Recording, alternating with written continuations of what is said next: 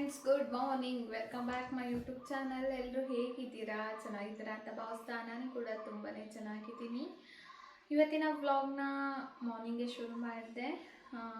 Friends, ಯಾರೆಲ್ಲ ನನ್ನ YouTube ಚಾನಲ್ನ ನೋಡ್ತಿದ್ದೀರಾ, ನಿಮಗೇನಾದರೂ ನನ್ನ ವಿಡಿಯೋ ಸ್ವಲ್ಪನಾದರೂ ಇಷ್ಟ ಆಗಿತ್ತಂದರೆ ವಿಡಿಯೋಗೊಂದು ಲೈಕ್ ಮಾಡೋದನ್ನ ಮರಿಬೇಡಿ.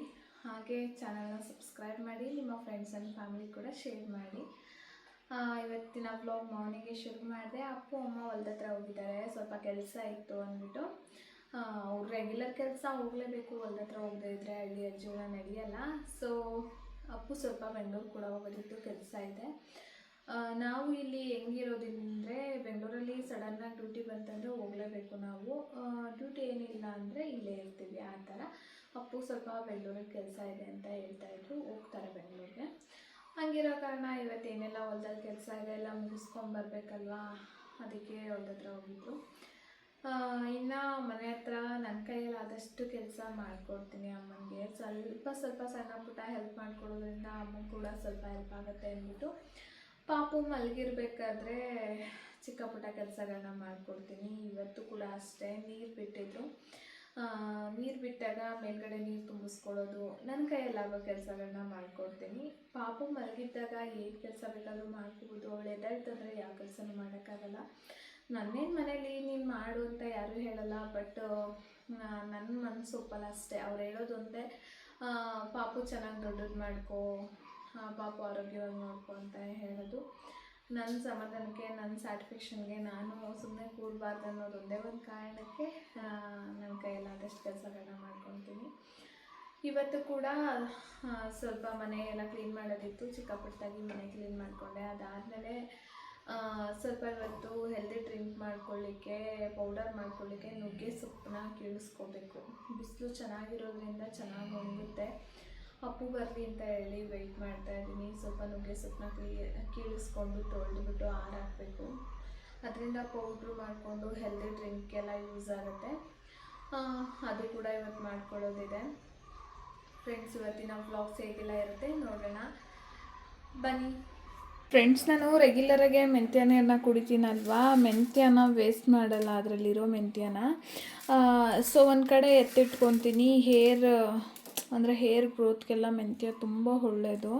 ಹಂಗಿರೋ ಕಾರಣ ಇದರಿಂದನೇ ನೀರನ್ನ ಮಾಡಿಕೊಂಡು ಯೂಸ್ ಮಾಡ್ಬೋದು. ಹೇರ್ಗೆ ನೆನೆಸ್ಬಿಟ್ಟು ರುಬ್ಬಿಟ್ಟು ಹೇರ್ ಪ್ಯಾಕಾಗಿ ಕೂಡ ಯೂಸ್ ಮಾಡ್ಬೋದು. ಹಾಗಾಗಿ ಈ ಮೆಂತ್ಯ ಎಲ್ಲ ಏನು ನಾನು ವೇಸ್ಟ್ ಮಾಡಲ್ಲ.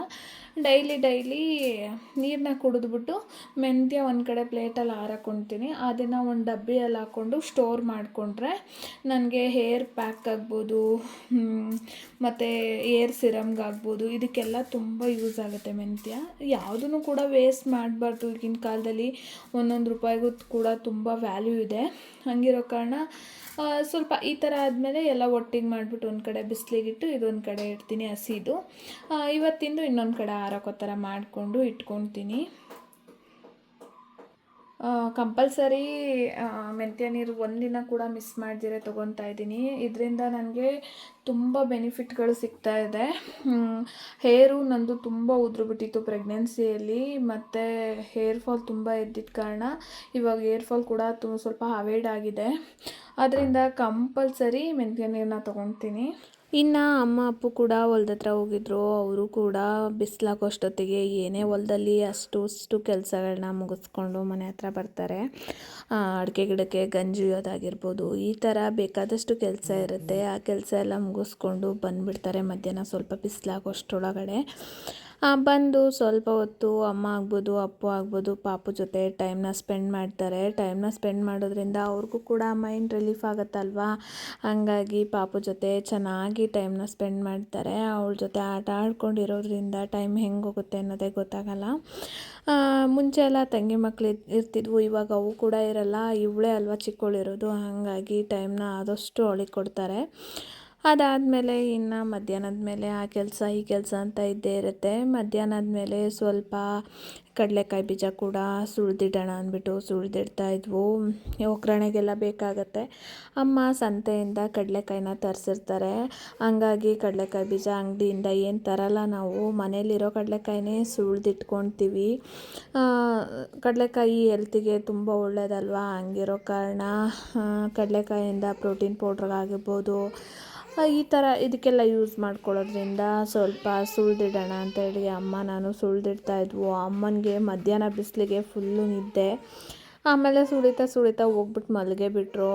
ಅದಾದಮೇಲೆ ಒಬ್ಬಳೇ ಆದಷ್ಟು ಪಾಪು ಮಲಗಿದ್ಲಲ್ವಾ ಆ ಟೈಮ್ನಲ್ಲಿ ಆದಷ್ಟು ನಾನೇ ಸುಳಿತಾ ಇದ್ದೆ. ಅಮ್ಮಮ್ಮ ಕೂಡ ಬಂದರು. ಇನ್ನು ಅಮ್ಮಮ್ಮ ಬಂದಮೇಲೆ ಅಮ್ಮ ಕೂಡ ಎದ್ಬಿಟ್ಟು ಅಮ್ಮ ನಾನು ಅಮ್ಮಮ್ಮ ಸೇರಿಕೊಂಡು ಸ್ವಲ್ಪ ಕಡಲೆಕಾಯಿ ಬೀಜ ಕೂಡ ಸುಳಿದಿಟ್ವು.